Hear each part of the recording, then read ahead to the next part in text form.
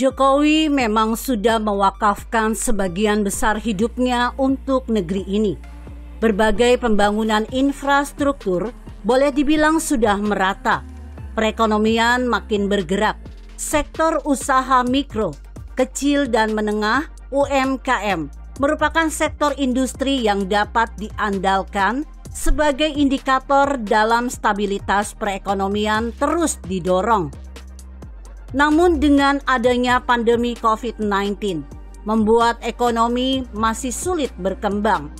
Untung, pemerintah masih melakukan pelonggaran terhadap pelaku usaha, meskipun dilakukan pembatasan. Tapi itu sudah sangat baik daripada dilakukan lockdown yang justru mematikan usaha rakyat. Jokowi yang berasal dari rakyat kecil pasti sangat mengerti penderitaan rakyatnya. Makanya, ketika mendengar keluhan rakyat, ia segera turun dan mengecek langsung di lapangan kondisi yang sebenarnya. Jokowi tak mau diam di tempat dan hanya mendengar laporan dari menterinya. Itulah hebatnya Jokowi, presiden yang selalu dekat dengan rakyat. Tak ada sekat sedikit pun ketika mendengar aspirasi dan keluhan rakyat. Keikhlasan Jokowi membangun negeri ini tak perlu diragukan. Buktinya terlihat jelas di hadapan mata. Terkecuali orang-orang punya kepentingan tertentu yang tidak mengakui kehebatan Jokowi.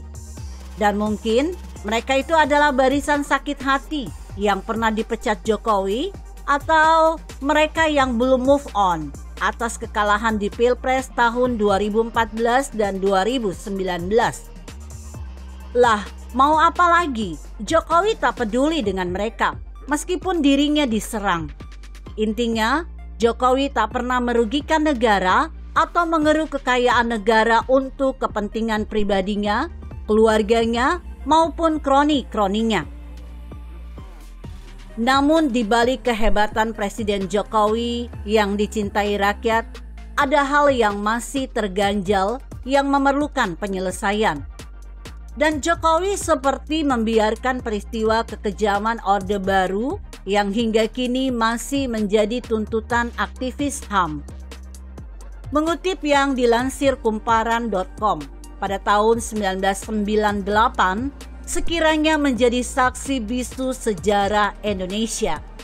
Mei menjadi bulan hajat dalam perayaan sukacita sekaligus duka.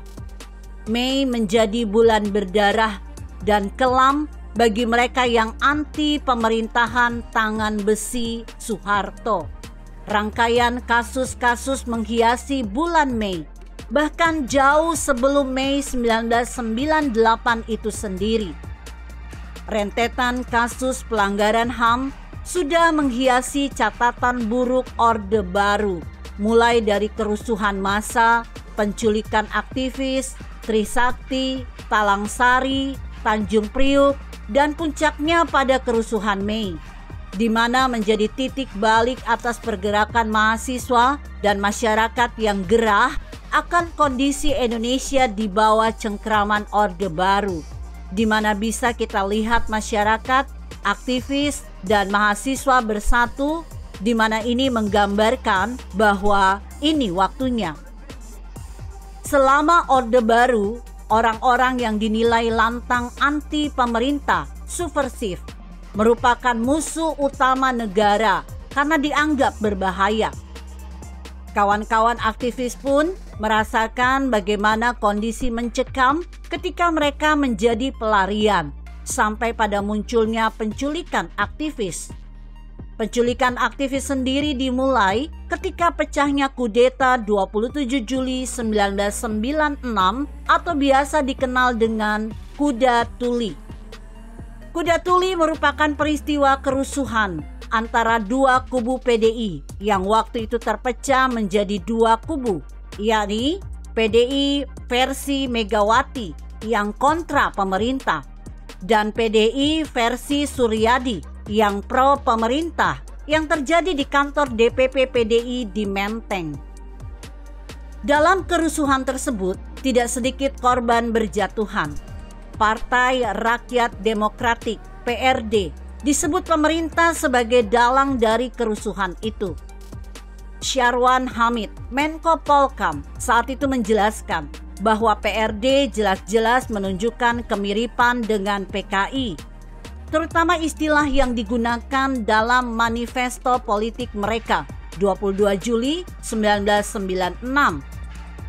Selain istilah-istilah mirip PKI, PRD tidak berasaskan Pancasila dan menyerukan rakyat melawan pemerintah. PRD merupakan induk dari partai oposisi yang menginginkan adanya reformasi. Jaringan mereka luas. Salah satu anggota PRD yakni Witji Tukul sekaligus merupakan ketua dari Jaringan Kesenian Rakyat Jaker yang merupakan organisasi sayap dari PRD sendiri. Kelak aktivis-aktivis PRD ini menjadi buronan pemerintah Orde Baru. Selama Orde Baru, aktivis-aktivis pro-reformasi masuk dalam blacklist pemerintahan. Beberapa dari mereka diculik, disiksa, dan sebagian ada yang dikembalikan, sebagian lagi tidak ada kabar. Penculikan aktivis sudah dimulai sejak 1997 ketika politik Orde Baru yang sedang menuju titik klimaks chaos.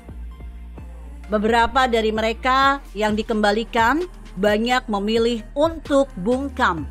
Namun, tidak sedikit pula yang berani bersuara membuka tabir kelam peristiwa.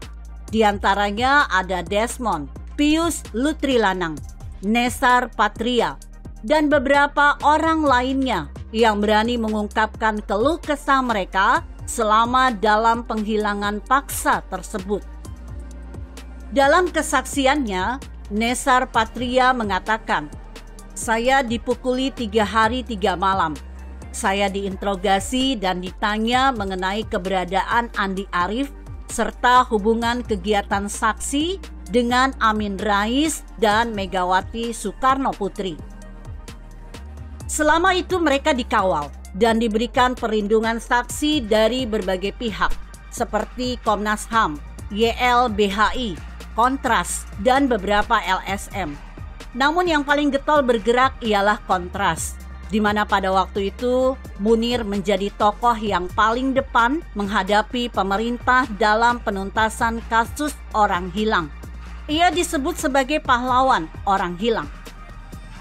Kasus orang hilang sendiri mengindikasikan jenderal-jenderal besar ikut serta dalam kasus ini. Beberapa nama terjerat setelah tim TPF yang dibentuk oleh ABRI atas perintah Wiranto yang menjabat sebagai pangap pada waktu itu. Beberapa nama itu ialah Prabowo Subianto, Muhidi PR, dan R. Hartono. Para petinggi ABRI ini menjadi nama yang dicurigai TPF karena awal mula penculikan ini dimulai dari pasukan khusus bentukan Pangkostrat pada waktu itu, Letjen TNI Prabowo Subianto. Satuan khusus itu dikenal dengan sebutan Tim Mawar. Satuan khusus ini nantinya yang bergerak menculik satu persatu reformis. Sampai saat ini, kasus itu belum tuntas. Peradilan pun hanya mampu memvonis bawahan-bawahan saja. Belum bisa menyentuh mereka yang duduk di kekuasaan tertinggi. 13 orang masih dinyatakan hilang, yakni Yani Afri, Sony, Dedi Hamdun, Noval Alkatiri, Ismail, Suyat, Herman Hendrawan, Petrus Bima Anugrah, Abdun Nasser, Yadin Muhyiddin, Hendra Hambali, Ucok Munandar Siahaan, dan Wiji Tukul.